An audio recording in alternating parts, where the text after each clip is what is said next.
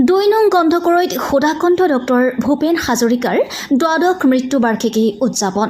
বৃষ্টি নপাৰৰে অসংখ্য জনৰে আজি সুধাকণ্ঠ তথা অসমীয়া জাতিৰ প্ৰাণৰো প্ৰাণৰ বৰ অসম গঢ়োতা ভাৰত ৰত্ন ডক্টৰ ভূপেন হাজৰিকাৰ দ্বাদশ সংখ্যক মৃত্যুবাৰ্ষিকী। ৰাজ্যখনৰ বিভিন্ন প্ৰান্তৰ লগতে সৰুপথাৰ অঞ্চলৰ শ্বহীদ কুশল কোঁৱৰৰ পুণ্য জন্মভূমি 2 নং গন্ধকৰৈ গাঁৱত ৰাইনো ক্লাব এণ্ড লাইব্ৰেৰীৰ উদ্যোগত তথা স্থানীয় ৰাইজৰ সহযোগত দিনজোৰা কাৰ্যসূচীৰে ৰাইনো ক্লাবৰ প্ৰেক্ষাগৃহত ভাৰত ৰত্ন ডক্টৰ ভূপেন হাজৰিকা দ্বাদশ মৃত্যুবাৰ্ষিকী উদযাপন কৰে। নমস্কাৰ।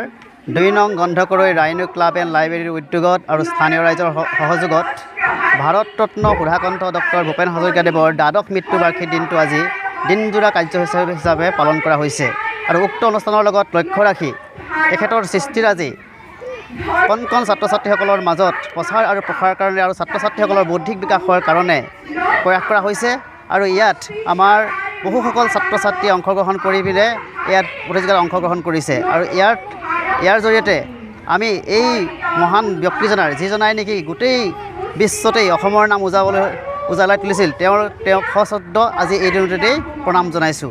পতাকা উত্তোলন আৰু বন্তি প্ৰজ্বলন কাৰ্যসূচীৰে আৰম্ভ কৰা অনুষ্ঠানভাগিৰ পৰৱৰ্তী সময়ত কণ কণ ছাত্ৰ ছাত্ৰীসকলৰ মাজত মহামানৱগৰাকীৰ বিষয়ে জ্ঞানৰ পোহৰ বিলোৱাৰ উদ্দেশ্যেৰে চিত্ৰাংকন, কবিতা আবৃত্তি, কুইজ, আকস্মিক বক্তৃতা আৰু ভূপেন্দ্ৰ সংগীত প্ৰতিযোগিতাৰ আয়োজন কৰে। ভূপেন হাজৰিকাৰ মৃত্যুৰ সময়ৰে পৰা দ্বাদশবাৰ অনুষ্ঠিত কৰা এই অনুষ্ঠানভাগিয়ে নৱপ্ৰজন্মক মহান ব্যক্তিগৰাকীৰ অৱদান আৰু কৰ্মৰাজিৰ বিষয়ে অৱগত কৰাই আগবঢ়াই নিয়াৰ লগতে 2 নং গন্ধকৰৈ গাঁৱৰ ৰাইনো ক্লাব এণ্ড লাইব্ৰেৰীৰ ডক্টৰ ভূপেন হাজৰিকাক সকলোৰে অন্তৰত জীয়াই ৰখাৰ সুন্দৰ প্ৰচেষ্টা গ্ৰহণ কৰি আহিছে। আজি এই অনুষ্ঠানটোত আমি আমাৰ পুৱাতেই পতাকা উত্তোলন, তাৰ পৰা শ্বহীদ তৰ্পণ আৰু ডক্টৰ ভূপেন হাজৰিকাৰ প্ৰতিচ্ছবিত মাল্যাৰ্পণ আৰু ইয়াৰ পিছতেই আছিলে আমাৰ বিভিন্ন ধৰণৰ প্ৰতিযোগিতাসমূহ চিত্ৰাংকন প্ৰতিযোগিতা, কবিতা আবৃত্তি প্ৰতিযোগিতা, তাৰপিছতে আছে ভূপেন হাজৰিকাদেৱৰ ওপৰত বক্তৃতা প্ৰতিযোগিতা, ভূপেন্দ্ৰ সংগীত প্ৰতিযোগিতা, ক আৰু খ দুয়োটা শাখাতে অনুষ্ঠিত কৰা হৈছে। কেনেকুৱা ছাত্ৰ-ছাত্ৰী? ইয়াত ছাত্ৰ ছাত্ৰীসকলৰ সঁহাৰি যথেষ্ট পৰিমাণে সহায় দেখিবলৈ পোৱা হৈছে। বিভিন্ন স্থানীয় বিদ্যালয়ৰ পৰা কমেও 300তকৈ অধিক ছাত্ৰ ছাত্ৰীয়ে অংশগ্ৰহণ কৰিছে এই অনুষ্ঠানত। এই অনুষ্ঠানটো আজি আমাৰ দ্বাদশ বছৰ হৈছেগৈ।